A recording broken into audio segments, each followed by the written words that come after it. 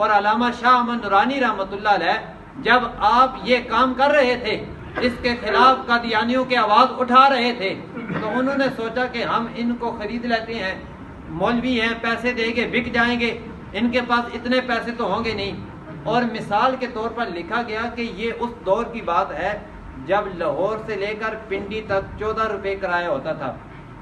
یعنی اتنے دور کے اندر انہوں نے 1 کروڑ روپیہ آپ کی بارگاہ میں پیش کیا۔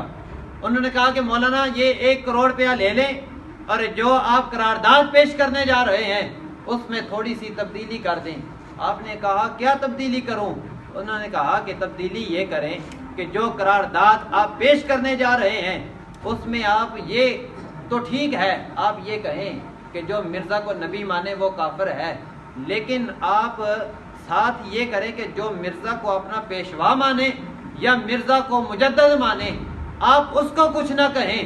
آپ نے کہا یہ 1 کروڑ روپیہ اپنا اٹھا لو، لے جاؤ، تم دیر سے آئے ہو، میرا فیصلہ، میرا سودا ہو چکا ہے۔ وہ بڑے حیران ہوئے، انہوں نے کہا ہم 1 کروڑ روپیہ لے کے آئے ہیں اور یہ کہتے ہیں کہ میرا سودا ہو گیا ہے۔ وہ حیرانگی کے ساتھ پوچھنے لگے کہ مولانا کوئی ہم سے بھی زیادہ پیسے دے کے چلا گیا،